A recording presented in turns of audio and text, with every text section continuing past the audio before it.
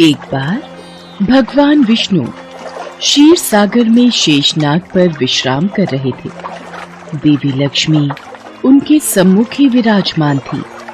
तभी ब्रह्मा जी के साथ अन्य देवता उनके समक्ष पधारे। जय ब्रह्मदेव, हे सच्चिदानंद, हे सृष्टि पालक। पापी रावण से पीड़ित होकर ये पृथ्वी, ऋषि, मुनि, देवता, गंधर्व सब आपकी शरण में आए हैं। इनकी रक्षा कीजिए भगवान। रक्षा कीजिए प्रभु, हमारी रक्षा कीजिए। रक्षा कीजिए प्रभु, हमारी रक्षा कीजिए। पृथ्वी पर सत्य का नाश हो रहा है प्रभु। पृथ्वी पर पाप की शक्तियां बढ़ रही हैं। लंका के राजा रावण ने तीनों लोकों में आतंक फैलाया हुआ है। देव, दानव, मनुष्य कोई उस पापी रावण के सामने टिक नहीं पाता, क्योंकि स्वयं ब्रह्मा और महादेव ने रावण को वरदान दिया है कि रावण की मृत्यु देव, दानव, नाग, किन्नर किसी के हाथों नहीं हो सकती।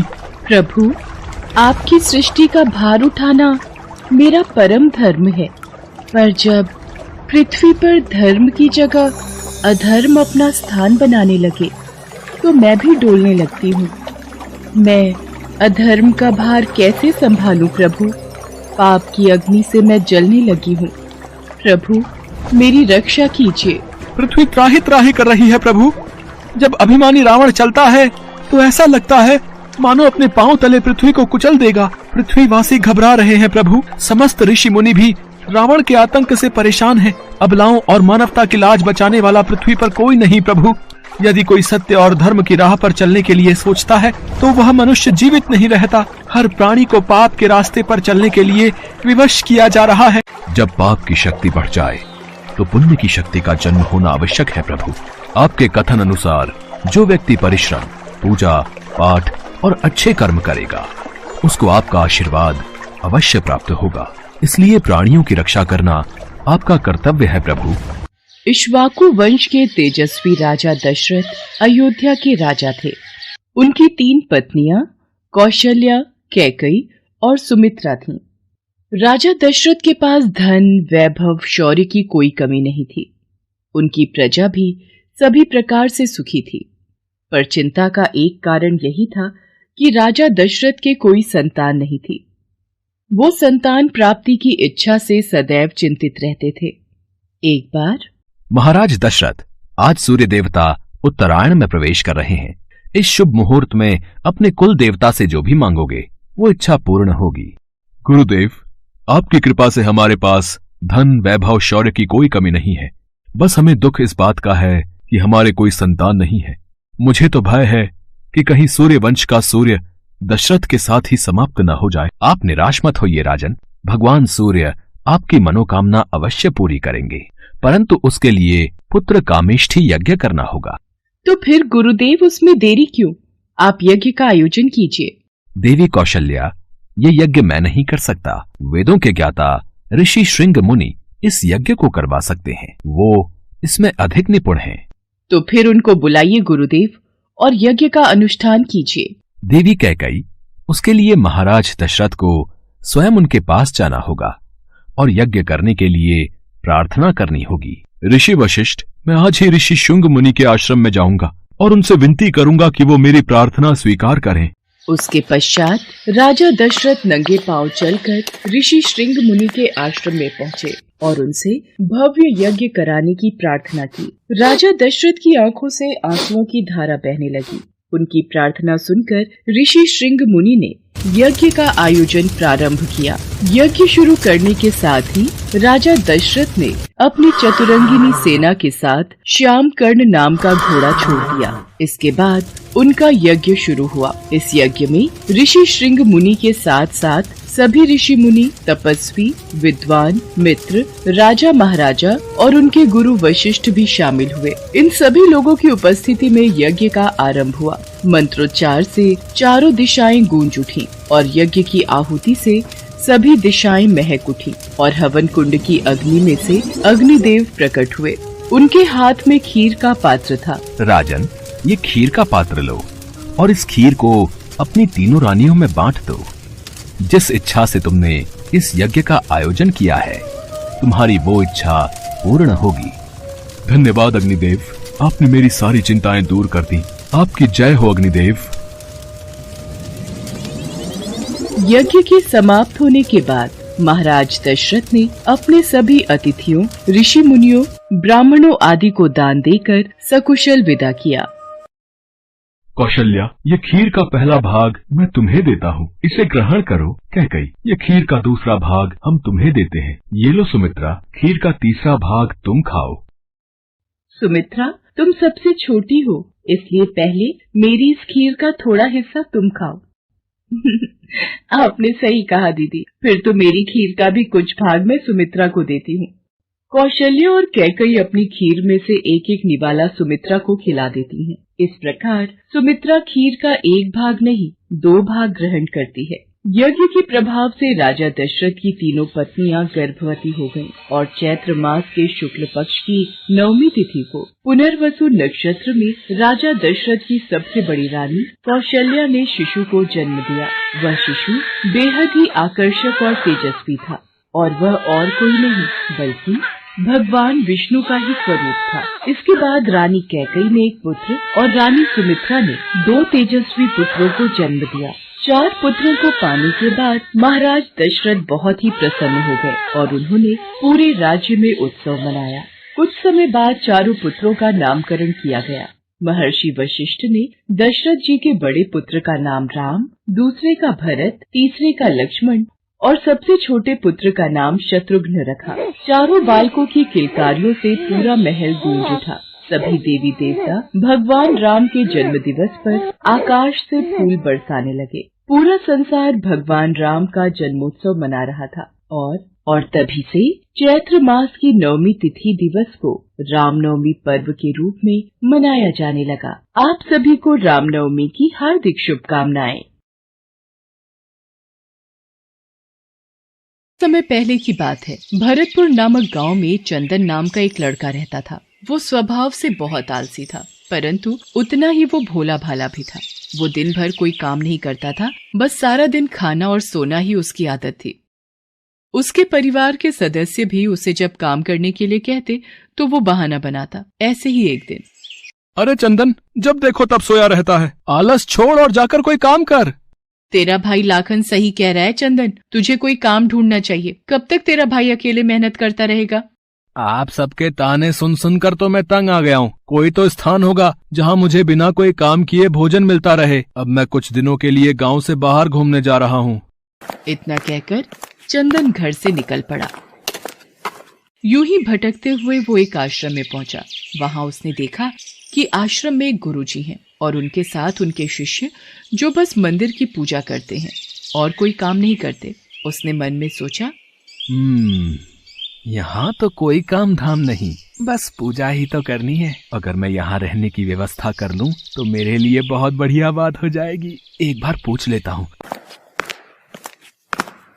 प्रणाम गुरुजी, मैं दूर गांव से आया हूँ। अगर आपको कोई परेशानी न हो तो क्या मैं यहाँ कुछ दिन आपके आश्रम में रह सकता हूँ? हाँ हाँ, क्यों नहीं, तुम इस आश्रम में अवश्य रुक सकते हो। लेकिन गुरुजी, मैं कोई काम नहीं कर सकता हूँ। पता नहीं काम करने के नाम पर मुझे आलस घेर लेता है। तो यहाँ कोई काम नहीं करना है, बस पूजा करनी होगी। ठीक है गुरुजी, वो तो मैं कर लूंगा। उस दिन से चंदन गुरुजी के आश्रम में रहने लगा। न कोई काम न कोई धाम और समय पर खाने को भोजन भी प्राप्त हो जाता था। इसलिए चंदन पूजा पाठ पूरी लगन से करता था और प्रभु भक्ति में भजन गाता था। ऐसे ही चंदन को आश्रम में रहते महीना भर हो गया था। एक दिन चंदन पूजा पाठ के सभी कार्य करके जब भोजन करने रसोई में गया, अरे आज तो रसोई में खाने की कोई तैयारी ही नहीं है।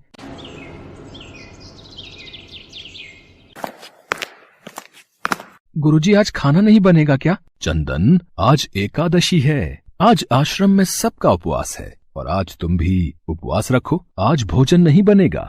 नहीं नहीं गुरुजी, अगर मैंने उपवास कर लिया तो कल का दिन नहीं देख पाऊंगा। मैंने कभी भी उपवास नहीं रखा और मैं उपवास नहीं रख सकता। मैं तो बिल्कुल भूखा नहीं रह सकता। मुझे तो बहुत भूख लगती है। ठीक है चंदन, अगर तुम्हें उपवास नहीं रखना तो तुम मत रखो, पर खाना भी तुम्हारे लिए कोई और नहीं बनाएगा। तुम्हें अपना खाना स्वयं बनाना पड़ेगा। चंदन तो स्वभाव से निरा आलसी था। उसे तो बस बैठकर खाने की आदत थी, पर भूख भी तो शांत करनी थी। मरता क्या न करता। गया रसोई में, लकड़ी, आटा, तेल, घी, सब्जी लेकर चंदन अभी खाना बनाने बैठा ही था, तभी गुरुजी आ गए। चंदन, तुम आज नदी के उस पार जाकर रसोई बना लो, और जब तुम भोजन बना लोगे तो राम जी को भोग जरूर लगा लेना। ठीक है गुरुजी, मैं भोजन तैयार करके भोग लगा दूंगा। अब मैं चलता हूँ। चंदन ने नदी पार पहुंचकर पहली बार जैसे तैसे खाना बनाया। ये भोजन बनाना तो कितना मुश्किल कार्य है। चलो जैसे तैसे बन ही गया, अब जल्दी से खा लेता हूँ। बहुत जोरों की भूख लगी है। पर याद आया, गुरुजी ने कहा था कि भोजन करने से पहले राम जी को भोग लगाना है। आओ मेरे राम जी, भोग लगाओ जी। प्रभु राम आइए, श्री राम आइए, मेरे भोजन का भोग लगाइए। अरे मेरा भजन भी समाप्त हो गया, भोजन ठंडा हो रहा है, पर भगवान तो आए नहीं। जब कोई नहीं आया तो चंदन बेचैन हो गया कि यहाँ तो भूख लग रही है और राम जी आ ही नहीं रहे। भोला मानस जानता नहीं था कि प्रभु साक्षात तो आएंगे नहीं, पर गुरुजी की बात मानना जरूरी है। पर चंदन भी अपनी बात पर डटा रहा। देखो प्रभु राम जी, मैं समझ गया कि आप क्यों नहीं आ रहे हो। मैंने रूखा सूखा बनाया है और आपको तर माल खाने की आदत है। आप इसीलिए नहीं आ रहे ना? तो सुनो प्रभु, आज आश्रम में भी कुछ नहीं बनाया। सबका एकादशी का व्रत है, खाना हो तो ये भोगी खा लो। वो कहते हैं ना, भगवान भी भक्त के वश में होते हैं। श्री राम अपने भक्त की सरलता पर बड़े मुस्कुराए और माता सीता के साथ प्रकट हो गए। गुरुजी ने तो कहा था कि राम जी आएंगे, पर यहाँ तो माता सीता भी आई हैं और मैंने तो भोजन बस 2 लोगों का बनाया है। अगर एक को भोजन खिलाऊंगा तो दूसरे को ना पूछूं तो वो भी तो अच्छी बात नहीं है ना। कोई बात नहीं, मैं आज इन दोनों को ही भोजन खिला देता हूँ। मैं आज भूखा रह लूंगा। प्रभु, आपके इस भक्त ने तो भोजन बहुत ही स्वादिष्ट बनाया है। तभी तो मैंने तुम्हें यहाँ अपने साथ आने का आग्रह किया था। प्रभु, आप दोनों को मेरे हाथ का भोजन स्वादिष्ट लगा, ये जानकर मुझे बहुत खुशी हुई है। पर मुझे लग रहा था कि आप अकेले आएंगे, पर आप तो 2 लोग आए हैं, इसलिए मैं भूखा रह गया। पर अगली एकादशी पर ऐसा न करना, पहले बता देना कि कितने जन आ रहे हो, और हाँ, थोड़ा जल्दी आ जाना। भगवान राम चंदन की भोली भाली बातों को सुनकर मुस्कुराने लगे और माँ सीता के साथ प्रसाद ग्रहण करके चले गए। अगली एकादशी तक चंदन सब भूल गया। उसे लगा कि प्रभु ऐसे ही आते रहेंगे और प्रसाद ग्रहण करते रहेंगे, इसलिए उसने किसी को भी ये बात नहीं बताई। फिर एकादशी आई तो चंदन सोच में पड़ गया। कहीं ऐसा ना हो कि आज भी 2 लोग पधारे तो फिर मैं भूखा रह जाऊं। इसलिए आज मैं पहले से ही 3 लोगों का भोजन बना लूंगा। गुरुजी, मैं नदी पार रसोई बनाने जा रहा हूँ, पर आज थोड़ा ज्यादा अनाज लगेगा। भोजन पर 2 लोग आते हैं। लगता है तू भूख के मारे बावला हो रहा है। ठीक है, ले जा और अनाज ले जा। अब की बार चंदन ने 3 लोगों का खाना बनाया। फिर राम जी को पुकारा, प्रभु राम आइए, सीता राम आइए, मेरे भोजन का भोग लगाइए। भगवान की महिमा भी निराली है। उन्हें भी अपने भक्त के साथ हंसी ठिठोली करने में बड़ा मजा आता है। इस बार श्री राम माता सीता के साथ भरत, लक्ष्मण, शत्रुघ्न और हनुमान जी को लेकर आ गए। अरे ये क्या, एक का भोजन बनाया तो 2 आए, आज 2 का भोजन बनाया तो पूरा खानदान आ गया। लगता है आज भी भूखा ही रहना पड़ेगा। चंदन ने सबको भोजन खिलाया और बैठे बैठे देखता रहा। अनजाने ही उसकी आज भी एकादशी हो गई। फिर अगली एकादशी पर चंदन ने गुरुजी से कहा, गुरुजी, ये आपके प्रभु राम जी अकेले क्यों नहीं आते? हर बार कितने सारे लोग ले आते हैं, इस बार अनाज ज्यादा देना। ये चंदन हर बार मेरे से अनाज बढ़ा कर ले जाता है। कहीं ये अनाज को बाजार में बेचता तो नहीं है। मुझे इसके पीछे जाकर देखना पड़ेगा। ठीक है चंदन, भंडार में से जितना अनाज चाहिए ले लो। चंदन जब अनाज लेकर नदी पार चला गया तो गुरुजी भी छुपकर उसे देखने चल पड़े। इस बार भोजन पहले नहीं बनाऊंगा, पता नहीं कितने लोग आ जाएं। पहले बुला लेता हूँ, फिर बनाता हूँ। प्रभु राम आइए, श्री राम आइए, मेरे भोजन का भोग लगाइए। देखते ही देखते सारा राम दरबार मौजूद हो गया। राम जी मुस्कुराए। सीता माता भी गदगद हो गई चंदन के मासूम जवाब से। प्रभु ये क्या, हम सब तो आपके साथ यहाँ पर भोजन के लिए पधारे हैं, पर यहाँ पर तो प्रसाद तैयार ही नहीं है। प्रभु, इस बार मैंने ना खाना नहीं बनाया। क्यों चंदन, आज तुमने हमारे लिए प्रसाद क्यों नहीं बनाया? राम जी, भोजन बनाकर क्या फायदा, मैं तो भूखा ही रहूंगा। फिर क्या फायदा बनाने का, आप ही बना लो और खुद ही खा लो। क्या करें भैया, भक्त की इच्छा है, पूरी तो करनी ही पड़ेगी। चलो लग जाओ काम पर। लक्ष्मण, तुम लकड़ी काट लो। देवी सीता, तुम आटा गूंथ लो। मैं चूल्हे की तैयारी। राम जी के साथ सब मिलकर रसोई बनाने लगे। चंदन एक तरफ बैठकर देखता रहा। माता सीता राम जी के साथ जब रसोई बना रहे थे तो कई ऋषि मुनि व यक्ष गंधर्व प्रसाद लेने आने लगे। यहाँ तो कोई दिखाई नहीं दे रहा। ये बिना भोजन बनाए अकेला भूखा क्यों बैठा है? चंदन बेटा, क्या बात है, खाना क्यों नहीं बनाया? गुरुजी, आप अच्छा किया, गुरुजी आप आ गए। देखिए कितने लोग आते हैं प्रभु के साथ। मुझे तो यहाँ पर कुछ नहीं दिख रहा सिवाय तुम्हारे और अनाज के। एक तो इतनी मेहनत करवाते हैं प्रभु, भूखा भी रखते हैं और ऊपर से गुरुजी को दिख भी नहीं रहे। ये और बड़ी मुसीबत है। राम जी, आप गुरुजी को दिख क्यों नहीं रहे? चंदन, मैं उन्हें नहीं दिख सकता। क्यों?